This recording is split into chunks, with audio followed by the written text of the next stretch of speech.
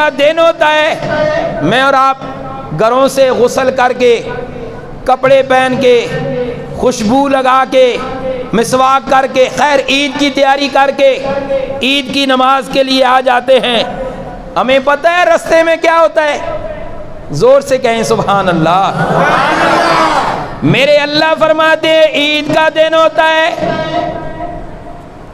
فرشتوں کو اللہ عرشوں سے بھیجتے ہیں، جاؤ میرے فرشتوں زمین پہ پھیل جاؤ، زمین کے اوپر، کائنات کے اوپر، ہر گلی کے کونے پر کھڑے ہو جاؤ۔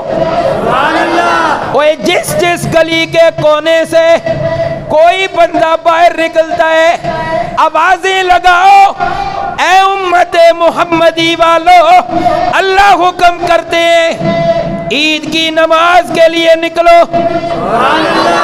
فرشتے آوازیں لگاتے ہیں عید کی نماز کے لیے نکلو۔ جب بندے نکل کے آتے ہیں پھر یہ فرشتے اللہ کی طرف متوجہ ہوتے ہیں، یا اللہ انہیں کیوں بلایا؟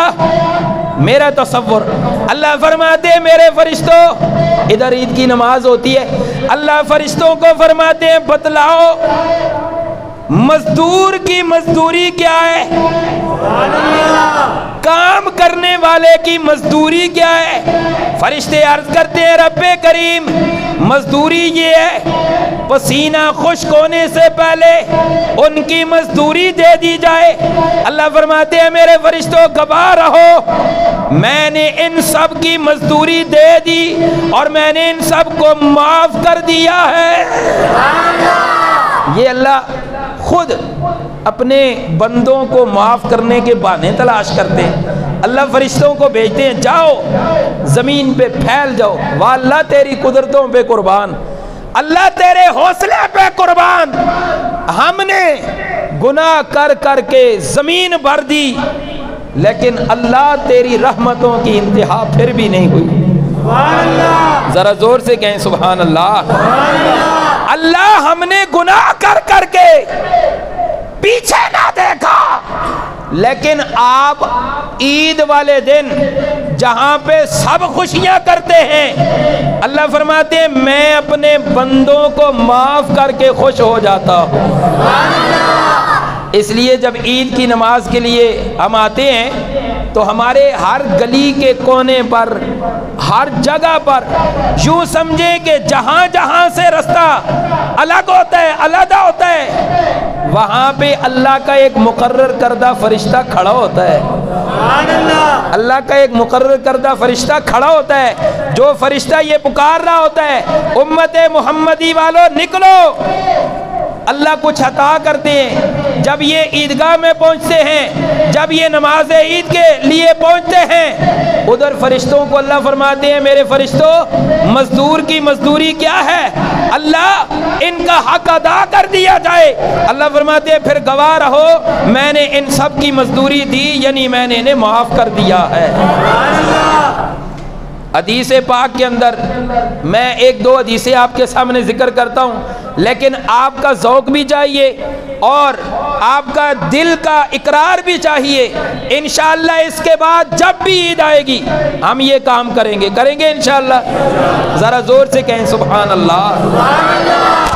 میرے آقا نے فرمایا، حضرت ابی سعید بن جبیر رضی اللہ تعالیٰ عنہ سے روایت ہے، میرے آقا کا فرمان اکرمو یوم الفطر، عید الفطر کا اکرام کرو۔ ڈر گئے ہو میرا خیال ہے اکرام تو مراد شاید کو کھانا پلانے، نہیں، زور نہ لاکھو سبحان اللہ۔ سوال میرے محبوب اکرام عید الفطر کا کیا معنی؟ میرے آقا نے فرمایا اکرام سے مراد عید الفطر والے دن غسل کیا کرو۔ یا اللہ غسل کا کیا صلہ ہے؟ غسل جو کرے گا اس کو کیا ملے گا؟ میرے آقا نے فرمایا من اغتسل یوم الفطر، جو عید الفطر والے دن غسل کرے अमीना मिनल फज़ाइल अकबर, जब नफ़ख़े सूर होगा, क़यामत बर्पा होगी, हर इंसान दहशत में होगा। जो ईद वाले दिन गुस्ल करेगा अल्लाह उसको उस दहशत से महफूज रखेंगे, अल्लाह उसको उस दहशत से अमन में रखेंगे। उस फज़ाइल अकबर, यूँ समझो जो ईद वाले दिन गुस्ल करता है अल्लाह उसको क़यामत के खौफनाक मनाजिर से महफूज फरमाएगा, यानी उसको वो बेचैनी नहीं होगी, वो कभी खौफ नहीं खाएगा। मेरे आका ने फरमाया इकराम ईद अल फितर से मुराद नए कपड़े पहनो, जोर से कहो सुभान अल्लाह, नए कपड़े पहनो, नाखन तराशो। मेरे महबूब नए कपड़े और नाखन कैसे? मेरे आका ने खुद भी ईद वाले दिन नए कपड़े ज़ेबे तन फरमाए, आपने ईद वाले दिन नाखन तराशे। इससे बड़ी और खुशकिस्मती क्या है? मेरे आका जो अमल ईद वाले दिन करते हैं अल्लाह हमें भी वो तौफीक अता फरमा दे। मेरे आका ने फरमाया ईद वाले दिन मिसवाक करो, ईद वाले दिन खुशबू लगा के आया करो, खुशबू लगा के आया करो। एक हदीस खुशबू के मुताल्लिक खास ईद के लिए, जरा जोर से कहें सुभान अल्लाह।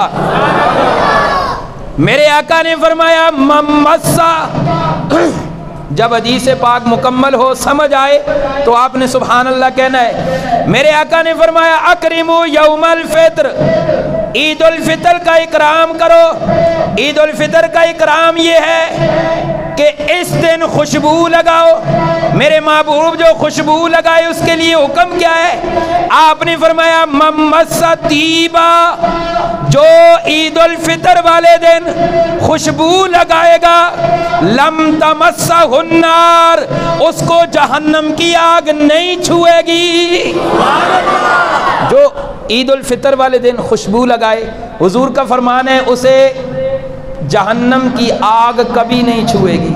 इसलिए ये देखे ना अल्लाह अपने बंदों को बख्शने के कैसे बहाने तलाश करते हैं। ये खुशबू लगाना कोई बहुत बड़ा अमल है। खुशबू लगाने पे कितनी देर लगती है, खुशबू लगाने पे कितने पैसे खर्च होते हैं कि अल्लाह जहन्नम को हराम कर देते हैं। मेरे आका ने फरमाया ईद उल फितर का इकराम करो, इसका मतलब ये है सदकाए फितर अदा करो। या अल्लाह सदकाए फितर अदा करेंगे, इसका क्या सिला मिलेगा, इसका क्या हमें अजर मिलेगा? ज़ौक़ है तो ज़ोर से कहें सुभान अल्लाह। मेरे आका का फरमान, जिसने सदकाए फितर अदा किया, मौत के बाद जब बंदा मर जाता है, वो बंदा जो सदकाए फितर अदा करता है, तवज्जो है बड़ी ज़बरदस्त खुशखबरी, ज़ोर से जाग के कहें सुभान अल्लाह।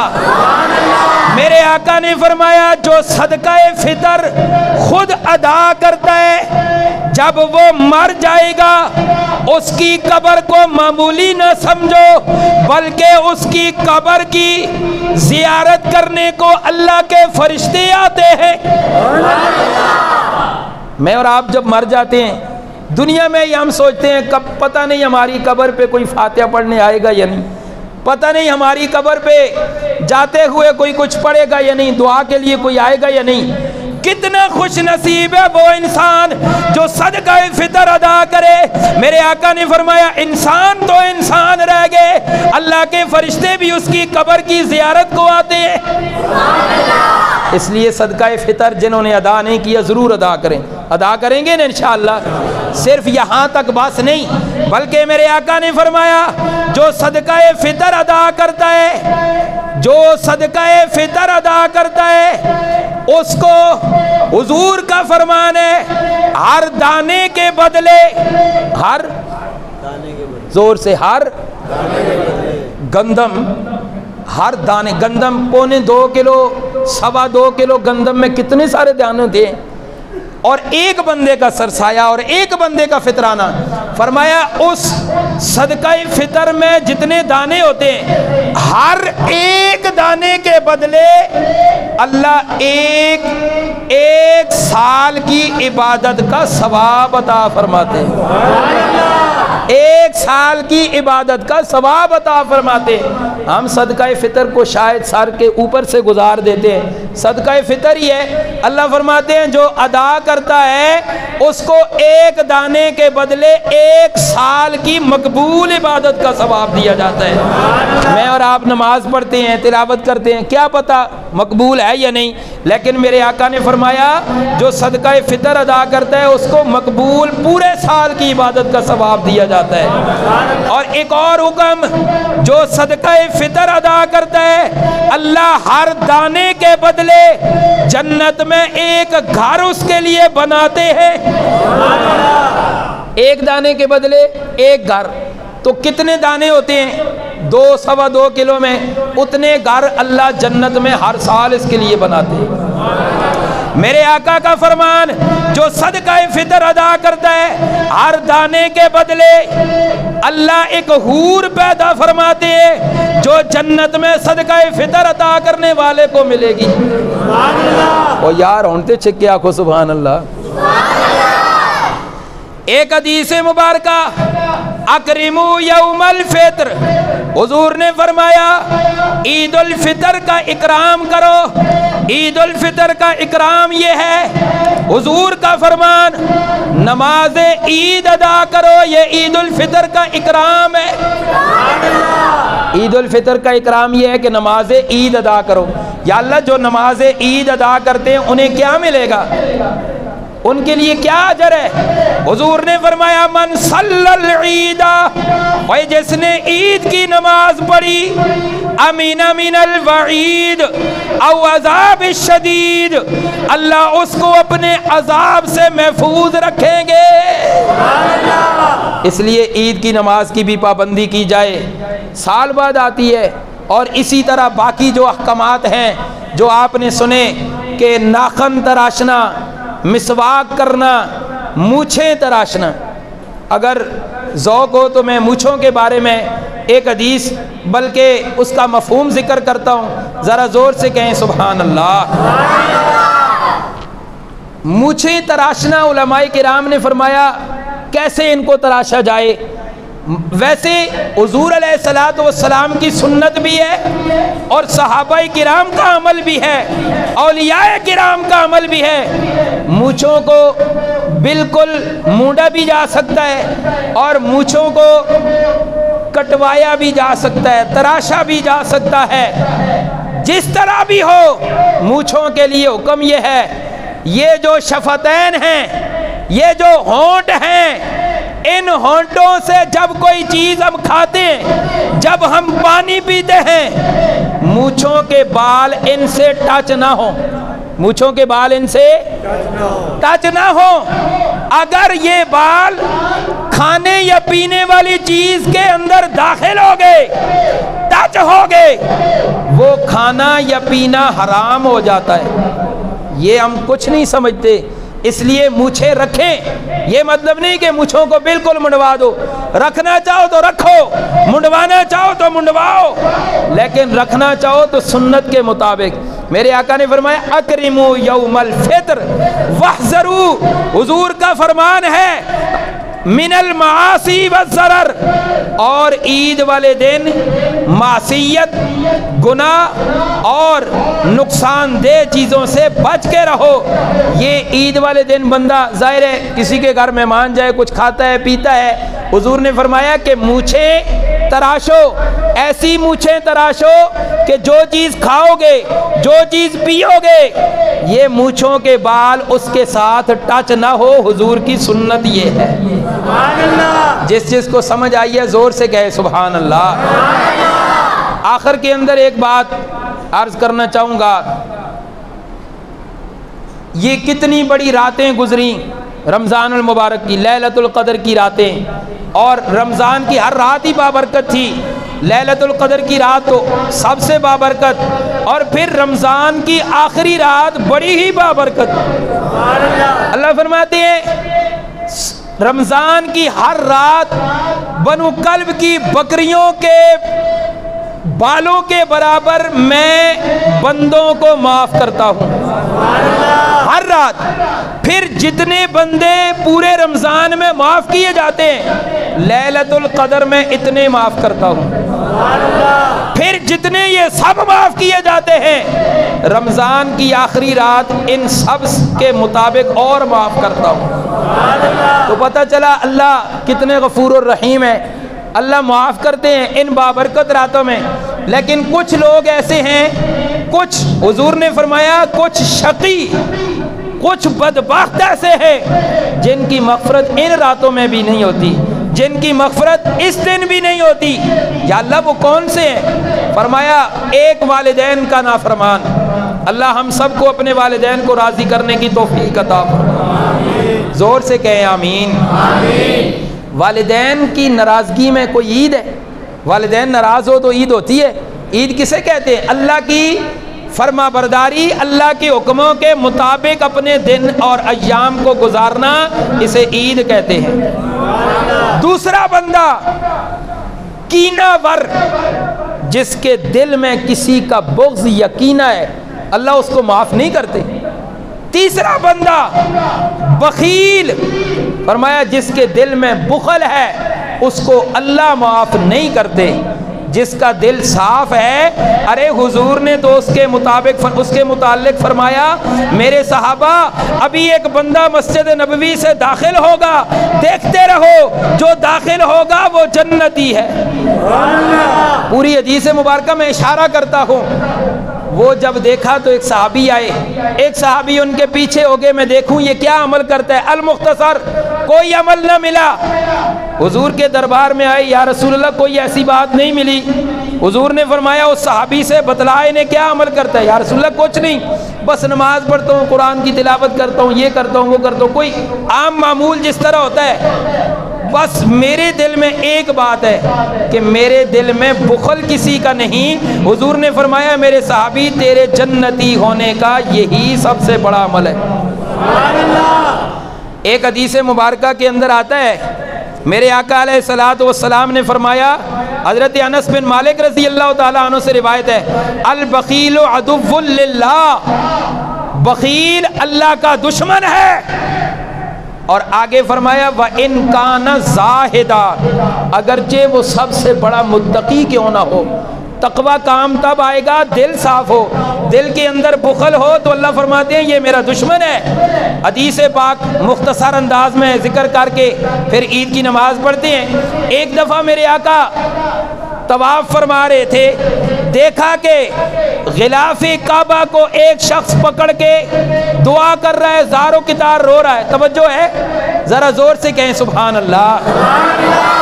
غلاف کعبہ کو پکڑ کے زار و کتار رو رہا ہے اور یہ دعا کر رہے اللہ مجھے معاف کر دے، اللہ مجھے معاف کر دے۔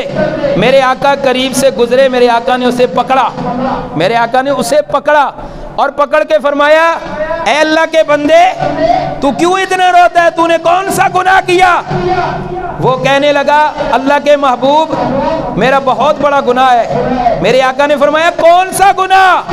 دیکھیں غلاف کعبہ کو پکڑ کے دعا مانگ رہا ہے اور امام الانبیاء قریب کھڑے ہیں اور امام الانبیاء پکڑ کے پوچھ رہے ہیں کہ تو کس جرم میں ہے، کیوں معافی مانگتا ہے؟ کہنے لگا اللہ کے محبوب میں مالدار ضرور ہوں لیکن بخیل ہوں، میرے دل میں بخل ہے۔ میرے آقا نے اس کو چھوڑا اور فرمایا پیچھے ہٹ، کہیں تیری وجہ سے اللہ مجھے بھی آگ نہ لگا دے۔ بخل کتنا بڑا جرم ہے، اس لیے دل سے بخل کو نکال کر میں ایک سمجھانے کے طور پہ عرض کرنا چاہوں گا، کسی پہ کوئی تبرہ نہیں، کسی پہ طعن و تشنیع نہیں، اپنے دل کو بخل نکال کر، دل سے کینہ نکال کر، ہر چیز کو نکال کر آج کے دن دل کو صاف کرو۔ خدا کی قسم دل صاف کر کے اپنے ہر مسلمان بھائی کو عید ملیں گے۔ ہم دل صاف کریں گے، اللہ ہمارا نامہ اعمال صاف کر دے۔ اس پہ عمل کریں گے نا انشاءاللہ۔ اب عید کی نیت